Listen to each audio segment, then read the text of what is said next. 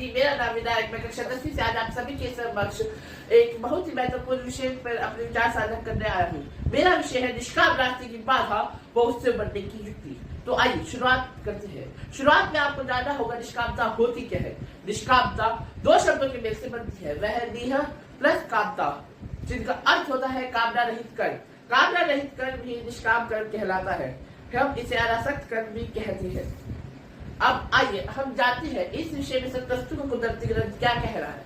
सतवस्तु का कुदरती ग्रंथ कह रहा है, सज्जनों, अगर आप ईश्वर से मेल खाना चाहते हो तो आपको निष्काम कर्म अपनाना ही होगा और तभी आप ईश्वर से मेल खा पाओगे।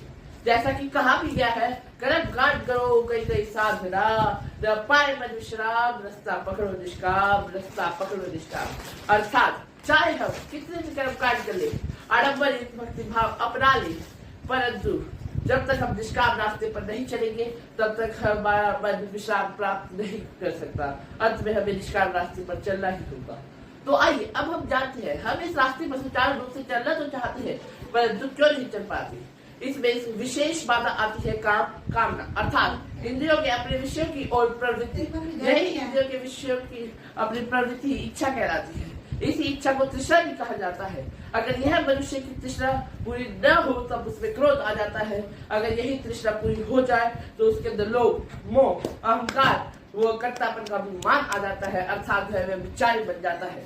जैसा कि आप सब जानते ही अहंकारता कुलनाशक है और इससे मनुष्य विवेकहीन हो जाता है और उसमें अच्छे बुरे को पहचानने की शक्ति भी खत्म हो जाती है। तो आइए अब हम जानते हैं इस बाधा से उबरने की युक्ति। इस बाधा से उबरने की युक्ति भी सतवस्तु के कुदरती ग्रंथ में सरलता से दी गई है। वह क्या है? हमें सबसे पहले कामना को त्यागना ही होगा और अपने ख्याल को ध्यान में स्थित कर ध्यान को आत्म साक्षात्कार की ओर स्थित करना ही होगा।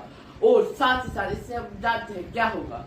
जब हम अपने ख्याल को ध्यान में स्थित करेंगे तब हम सब पर खड़े हो जाएंगे, सबसे हमें संदृष्टि होगी, संदृष्टि के बाद हमें आत्म साक्षात्कार का सबक मिलेगा और इसके बाद हमें आनंदमय अवस्था में सुखमय हो जाएंगे, जिससे हम निष्काम रास्ते पर चलने के बजाय कुछ कर ही नहीं सकेंगे। अर्थात हम स्वार्थ हित को त्याग दूसरों के हितों में लग जाएंगे और हम स्वार्थ रास्ते को त्याग निष्कामतापूर्ण रास्ते पर अपने आप ही चलने लगेंगे।